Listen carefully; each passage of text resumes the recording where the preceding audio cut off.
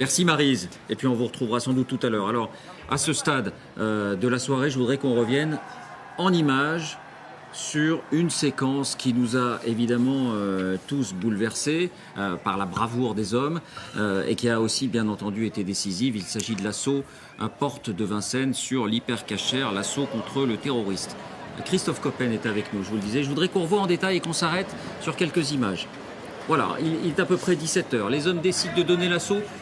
On arrête simplement l'image une première fois pour se demander si, à ce moment-là, est-ce que vous avez ces informations, Christophe Coppen?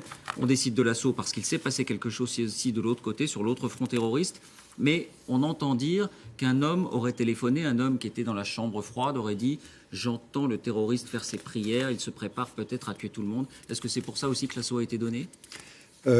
Cette information est crédible et de toute façon sur un assaut planifié comme celui-ci qui a été donc préparé pour être exécuté en même temps que l'assaut qui se trouvait à Dammartin, eh bien il y a la nécessité de prendre toutes les opportunités qui se présentent. Si l'individu est dans une phase donc où il est un petit peu plus vulnérable parce que en situation de prière, eh bien c'est certainement le bon moment pour engager. Alors les détails concrets, regardez, suite de l'assaut. Les hommes arrivent autour du magasin. Il va y avoir quelque chose, évidemment, d'indispensable. Ils lèvent le rideau. On a été plusieurs à se poser la question, comment est-ce qu'ils parviennent à lever le rideau, tout simplement, grâce à quel outil ?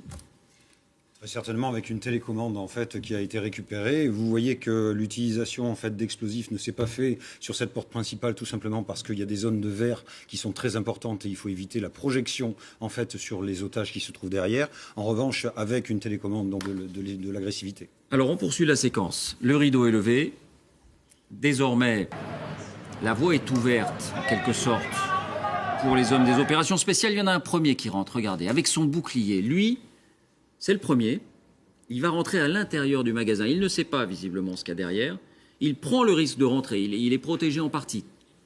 Quel est son objectif à ce moment-là, à lui ? Dans une procédure d'assaut, eh bien, vous avez vu, vous avez des colonnes qui sont des deux côtés, qui ont, au niveau de chacun des binômes, en fait, un rôle très particulier à tenir. Lorsque l'assaut est lancé, eh bien, à ce moment-là, une partie de cette colonne-là devait rentrer, en fait, complètement, très certainement, à l'intérieur de l'établissement. Là, il y en a qu'un. Sauf que, vu le feu nourri que reçoivent immédiatement donc les forces spéciales, à ce moment-là, un seul homme peut rentrer à l'intérieur de l'espace et les autres sont obligés de riposter immédiatement. Donc cela stoppe complètement. C'est lui qu'on appelle le leurre, le premier, qui part en premier, qu'on appelle le leurre, c'est lui ?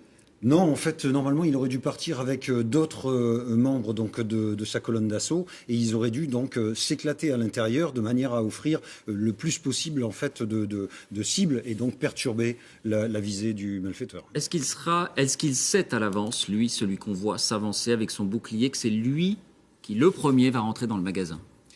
Tous les hommes qui sont en tête de colonne sont avec des boucliers et savent que ce sont eux qui vont devoir essuyer le feu de la personne en face. Donc ce sont des armes donc extrêmement dangereuses, la Kalachnikov, très meurtrière. Et donc eh bien le souci numéro 1, c'est d'essayer donc d'accuser donc les tirs et permettre en fait derrière aux autres troupes de pouvoir s'éclater. Alors justement, on poursuit la séquence. Il est rentré à l'intérieur du magasin avec son bouclier.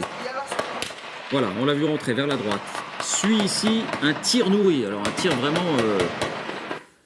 un tir très important. Mais on ne distingue rien à l'intérieur du magasin. Visiblement, le terroriste n'est pas encore là.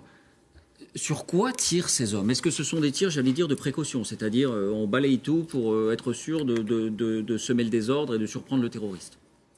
Non, jamais en fait il n'y a de tir comme ça au hasard, tout simplement parce que des otages sont derrière, leur vie est extrêmement précieuse et donc la priorité c'est de ne tirer que si la cible en fait se trouve sur place. Et il y a en plus une priorité supplémentaire, c'est qu'on ne tire que si on est en situation de riposte. Normalement, là, ils sont en situation de riposte. Ils sont en situation de riposte. Le feu est engagé sur eux. La preuve, c'est qu'ils ne peuvent pas rentrer en fait à l'intérieur. Et ils ont une cible. Donc cette cible, c'est le terroriste, c'est Hamedi Koulibaly.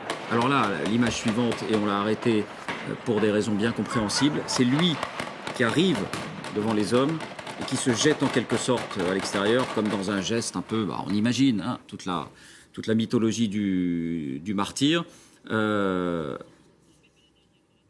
Est-ce que ça les menace? Est-ce que ça les menace vraiment? Est-ce qu'il est encore menaçant à ce moment-là? C'est une menace qui est liée aussi au fait qu'il a très certainement des explosifs avec lui et qu'il se peut en fait qu'il aille vers les forces de l'ordre pour se faire sauter au milieu des colonnes d'assaut.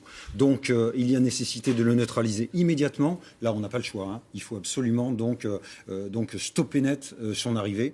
Et donc le risque qu'il y a après également, c'est qu'il ait pu piéger plein d'autres endroits et notamment également le corps de certaines victimes que nous avons vues donc allongées au sol et donc qui peuvent être un danger constant pour les forces qui interviennent. Merci Christophe Coppen pour ces explications. Marie.